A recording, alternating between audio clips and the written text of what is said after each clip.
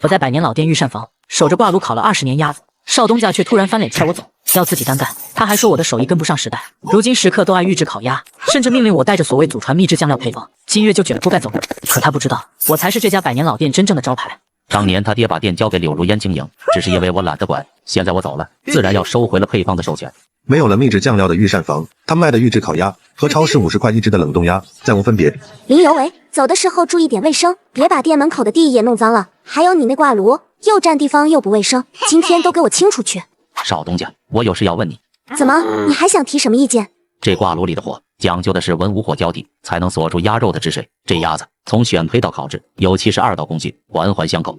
你说什么呢？一只鸭子玩那么多的名堂，值几个钱？我只是想知道，你引进的预制菜是省了哪道工序？他一个游手好闲的富二代，哪里懂这些？我这是科学化管理，是降本增效，跟你一个烤鸭子的匠人说不明白。总之，你这套过时了，你赶紧走。柳如烟身后几个新来的学徒立马凑在一起窃窃私语，总算把这老头弄走了，天天烟熏火燎的，又脏又闷。就是，还是如烟姐有远见，用预制菜加热一下就行，干净又卫生。听说这老头顽固得很，如烟姐劝了好几次都不听，我看就是倚老卖老。我没理会他们，目光落在堂内那块京城第一鸭的金字招牌上。行了，老师傅，别搞得这么煽情，去财务那结了这个月的工钱吧，1分不会少你的。如烟姐，后厨的那些果木怎么处理？把那些没用的果木都劈了当柴火烧，地方腾出来。下午新到的烤箱和微波炉就要进场了。我往外走的时候，路过前台，在店里干了20年的张姐抬起头，红着眼眶，对我重重地点了点头。新来的学徒王猛也追了出来。师傅，柳如烟她懂个屁，她把您当成什么了？您不能走啊！怎么回事？柳如烟又出幺蛾子了。他今天让人把您喂了10年的那缸老卤都倒了，还有今天已经有3个老主顾把鸭子退回来了，说这不是咱们御膳房的味儿。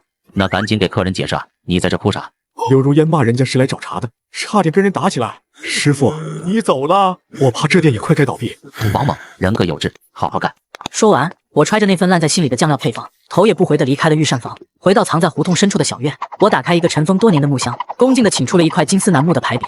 天下第一鸭，这是尤为师门传下来的宝贝，里边还有一套证书呢，国家级非遗产传承人林尤为。嘿，老林的身份还不低。柳如烟，你不知道，我才是京城第一鸭这个品牌的唯一持有人。你爹当年经营的御膳房，只是获得了我的授权，才得以使用这个名号和我的独家酱料。王律，帮我草拟一份品牌级配方授权终止函，即刻生效，用最快的方式邮寄给御膳房的法人柳如烟。林师傅，您不再考虑一下，这可是几10年的交情了。交情是柳叔的，不是他的。王律，不必多问，照我说的办。好的，林师傅。傍晚，王猛提着一只店里的预制烤鸭找上了门。师傅，店里全换成预制鸭了，我今天骗了1天，那鸭子皮都是软塌的，一股子工业香精的味，这东西人能吃吗？食客们都在骂，说味道和超市冰柜里50块一只的冻鸭没区别。柳如烟还让人把差评都删了，我不想在那干了，那是在砸咱们的招牌。行了，别吵了，不想干就别干了，以后跟着我吧。师傅，您是说您要收我为徒？我这身手艺总得有个人传下去。王猛扑通一声跪在地上，结结实实给我磕了3个响头。就在这时，我的手机响了，是王律师。林师傅，函件已经送达，对方签收了，不过有些问题。什么问题？我派去的人说，刘总他看到后当场就笑了，说您是想钱想疯了，然后当着快递员的面把函件扔进了垃圾桶。他不知道，从他扔掉那封函件的这一刻起，他店里每卖出一只打着京城第一鸭旗号的预制烤鸭，都是在往自己脖子上套上一圈新的绞索。柳如烟的报应来得比预想中还快，毕竟那些吃了10几20年的老食客，舌头比谁都精。这什么玩意儿？鸭皮是软的，肉是柴的，那股子果木香和秘制酱味全没了。以前的鸭皮薄如蝉翼，入口即化，现在这个跟嚼塑料布一样。你们把林师傅弄到哪里去了？叫他出来。林师傅年纪大了，回家养老了。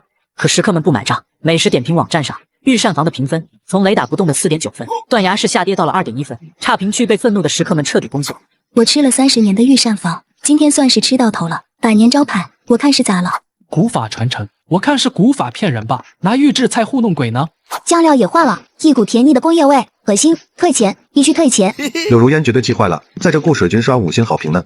什么御膳房的烤鸭科技感十足，这是夸还是吗？你看柳如烟的置顶，说差评都是对家恶意抹黑，手段卑劣。老东西，是不是你在背后搞鬼？我告诉你，想用这种下三滥的手段逼我给你加钱，你做梦！刘总，我只是个过时的老师傅，哪有这个本事？你少在这里装蒜，除了你还有谁？食客的嘴堵不住，我今天就让你看看钱能不能堵住他们的嘴。刘总，有些味道是刻在骨子里的，钱堵不住。行了，老东西，别跟我讲你那套大道理，我警告你，再敢乱来，我让你在京城混不下去。脑壳有病。没过多久，京城最有名的美食家饕餮章的账号更新了。视频里，他坐在御膳房，痛心疾首地看着面前那盘色泽诡异的烤鸭。金字招牌被柳如烟这位新东家拆的差不多了。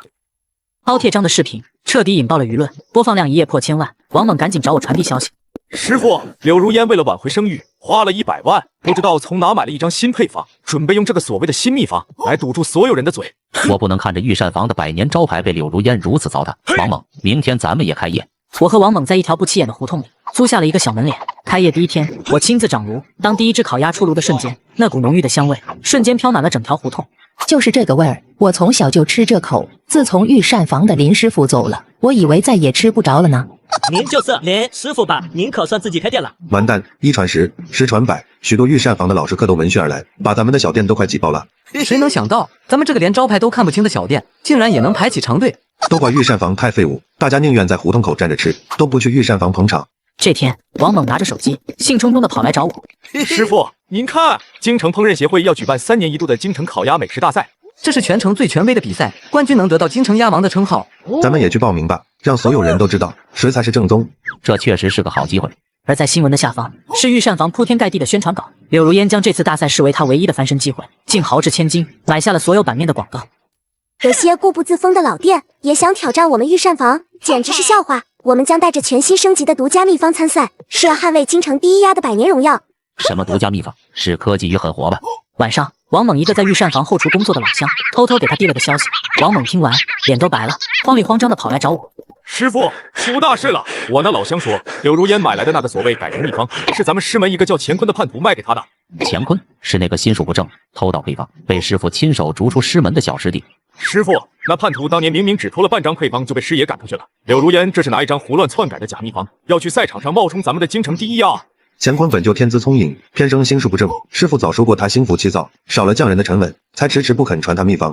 他也正因这事怀恨在心，不光在外头败坏师门名声，还趁师傅寿宴的空子，撬开师傅的箱子偷走了半张配方，之后便销声匿迹了。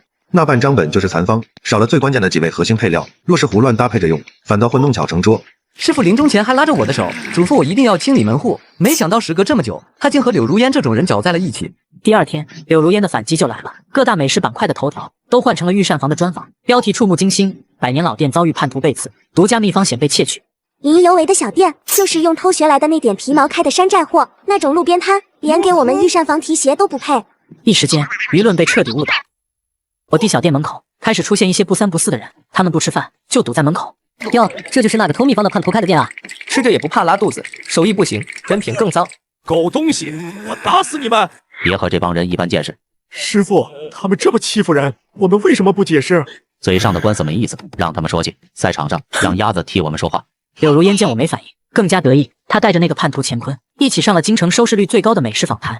我师兄林有为天资愚钝，只会墨守成规。当年师傅就看不上他，如今竟敢打着正宗的旗号招摇撞骗，实在是我们师门的耻辱。我已经向烹饪协会举报林有为了，要求永久吊销他的厨师资格。王律，帮我收集柳如烟侵犯京城第一鸭商标权的所有证据，另外以我的名义向京城烹饪协会递交一份关于乾坤盗窃配方的实名举报信。外面的世界早已闹得沸沸扬扬，而我的小院里只有我和王猛，日复一日的选鸭、配料、烤鸭。大赛前一天，有记者找到了我这家胡同里的小店。林师傅，有传言说您因为手艺不精，当年差点被逐出师门，这是真的吗？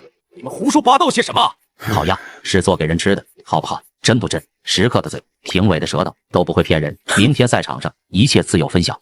我没有多说一句，转身回了后厨。报道发出后，很快被解读为心虚和默认。柳如烟则高调得多，她直接包下5星级酒店的宴会厅，召开了一场盛大的赛前发布会。我师兄林有为只会墨守成规，而我则是在传统的基础上，结合现代科学，对秘方进行了改良升级。我们御膳房的烤鸭代表的才是未来，谁不吃我们的烤鸭，谁就是和潮流作对。他们的表演引来一片喝彩。就在这时，大赛组委会公布了最终的评委阵容，评委会主席的名字让整个京城美食圈都震动了。古丽人大师，国家级烹饪大师，汉山北斗级的人物，出了名的铁面无私。据说他曾因为一道菜里吃出了味精的味道，当场把某位名厨骂得狗血淋头。得到消息的王猛飞速找来向我报喜。师傅，是古大师，古大师是您师傅的至交好友啊。柳如烟以为自己买通了几个小评委就可以稳赢了吗？小猛放出风声去，就说我将在比赛上展示一套失传已久的脱骨片鸭绝技。好的，师傅，我这就去办。这是师傅压箱底的绝活，乾坤连门都没入，根本不可能知道。只有这样，我才能让他们死得更彻底一点。比赛当天，体育馆里人山人海，京城所有媒体的长枪短炮都对准了赛场中央。我和柳如烟的工位竟然被戏剧性的分在了一起。柳如烟身后跟着4个同样光鲜的助手，派头十足。哟，林先生还是忘不掉自己的那个炉子，比赛的时候都不忘带着。就你们这样做预制烤鸭的，也敢看不起烤鸭炉？你看他那穷酸样，还脱骨片呀？他会吗？别到时候把手给骗了。一个被淘汰的老能有什么真本事？不过是虚张声势罢了。比赛的钟声敲响，第1轮选胚。你看柳如烟那边，她的助手直接从保温箱里抬出标准化的甜鸭，每一只都长得一模一样。选胚也是技术活，你看尤伟走到食材区，从上百只鸭子中一只一只的仔细挑选，只有最完美的鸭胚才有资格进尤伟的挂炉。第2轮比的是烤制，柳如烟那边用的是最新款的德式电烤炉，可以精准控温到每一步。助手把鸭子送进去，设定好程序，就剩下站在一旁玩手机。咱们这边就尤维和王蒙守着那口老炉，你看尤维时而给炉膛添块果木，时而拿长杆调整鸭子的烤制角度，半点不敢松懈。时间1分1秒过去，当我的烤出炉的瞬间，一股浓郁纯正的果木混合着肉香的味道猛地扩散开来，那味道霸道又温柔，瞬间弥漫了整个赛场，压过了柳如烟那边单薄的化学香精味。天哪，就是这个味道，我小时候闻到的味道。柳如烟闻到这个味道，脸色瞬间变了。难道老东西说的是真的？烤炉难道真的比我的预制鸭子要强？最后的片鸭环节结束，2盘烤鸭被同时端到了评委席。御膳房的烤鸭用了精致的雕花盘饰，旁边还配了干冰，仙气飘飘。我的烤鸭就用一个简单的白瓷盘装着，片得整整齐齐，简单朴素。评委们先品尝了御膳房的鸭子，不错，很有创意，口感很新潮。是的，这家料的味道很特别，甜味很突出，符合年轻人的口味。但鼓励人大师只是夹起一片鸭肉，扫了一眼就直接放下了筷子，一股工业味，赶紧端下去。接着，工作人员将我的烤鸭端到鼓励人面前，他夹起一片沾了酱的鸭肉，将鸭肉送入口中。下一秒，他整个人猛然一震，手中的筷子都差点掉落。他作弊，他的酱料有问题。评委们，你们不能被他骗了。你是企图用这种方式扰乱现场吗？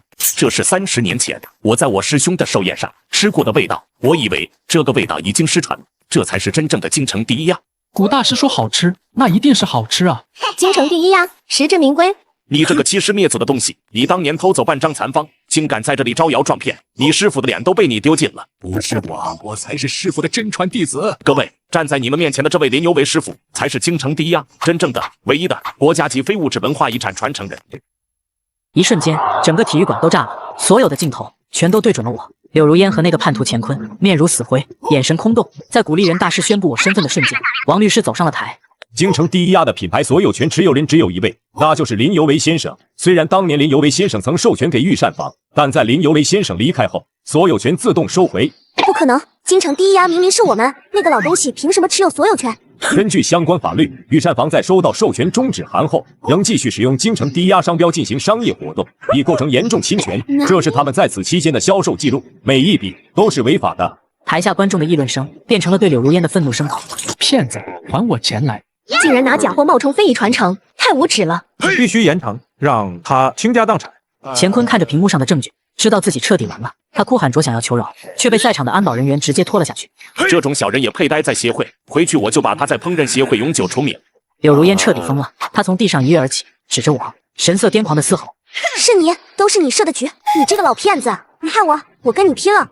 他像条疯狗一样想朝我扑过来，被安保死死按住。当初你不听我的话，执意要引入预制烤鸭的时候，就该猜到自己会是这个下场。都是你们逼我的，都是你们！他一会儿哭一会儿笑，彻底疯了。大赛的结果毫无悬念，我以全票通过的成绩获得了京城鸭王的金奖奖杯。哈哈，咱们的小店一战成名，竟然成了京城新的美食地标。你看胡同口排着的长队，甚至有外地游客拖着行李箱，一下飞机就直奔这里。可御膳房就不像咱们这边红火，因商标侵权和虚假宣传，听说要被处以1000万级别的巨额罚款。不止呢，因为使用劣质预制菜，存在严重的食品安全问题，御膳房已经被卫生部门勒令停业，吊销了营业执照。最新消息，御膳房在巨额债务和如潮的骂声中宣告破产，就连那块100年的金字招牌都被有关部门收走了。柳如烟高价买了一堆电烤炉，连收废品的都嫌弃，而且柳如烟因商业诈骗和多项侵权罪名，不仅要承担所有债务，还面临着牢狱之灾。